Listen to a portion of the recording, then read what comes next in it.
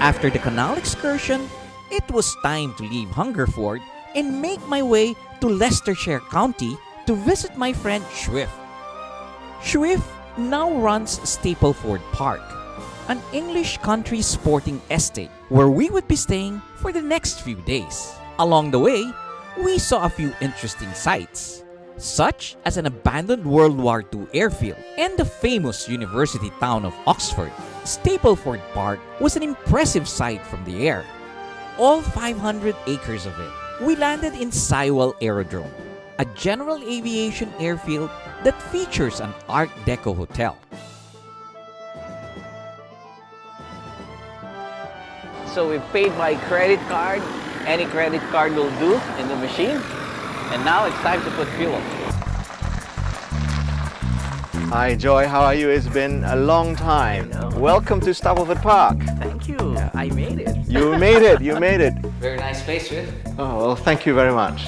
Right, okay Joy, I know it's 9:30 now, so it's quite late, although it's bright outside. And I know you've had a long journey, so I suggest that you settle down in your rooms. We've got some lovely rooms prepared for you. Have dinner, and we'll catch up again in the morning. Okay. All right? Wonderful. See you then. The following morning, I got to truly appreciate the opulence of my accommodations. Swift has given me the best suite in the manor, and I was eager to see the rest of it. Morning, Swift. Morning Joy. You know, it's a beautiful sunny day in Leicestershire. Yes, I'm lucky. You're very lucky. Thank you for bringing the sun. Of course. Did you have a good night's sleep? Yes, I did.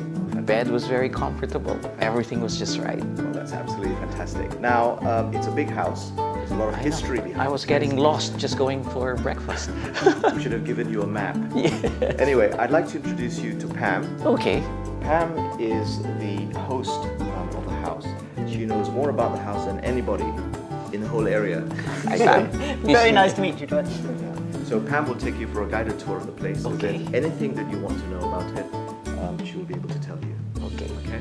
This is our main dining room, the Grinning Gibbons dining room, called after the carvings on the mantelpiece, which were done by a very famous English person called Grinning Gibbons, who was renowned for doing very intricate carving. And the other interesting thing about this room is all the ceiling and the carvings and decoration were all on the floor above when it belonged to the Sherrard family.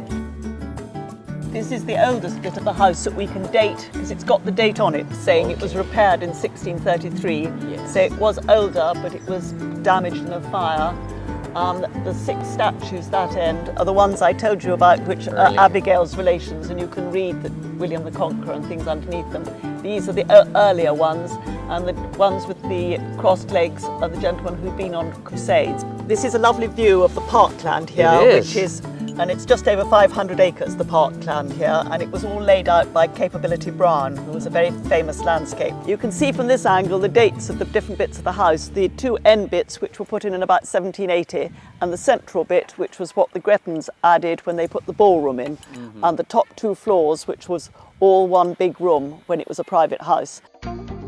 When the church was built, it was built as the church for the main house, and so it has the chapel design with the pews facing inwards, unlike normal English churches where the pews face the altar at the front. You can see from the thing here, they were very keen on having lots of, showing all their children, and they obviously had lots of children in those days, because you can see all the sons and daughters that these people had.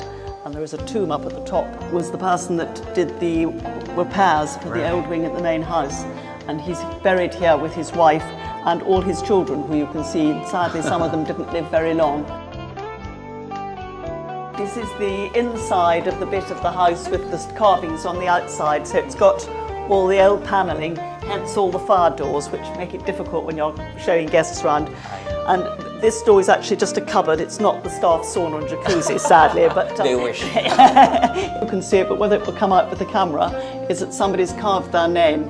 William Palmer in 1828 and E. Gibson in 1831.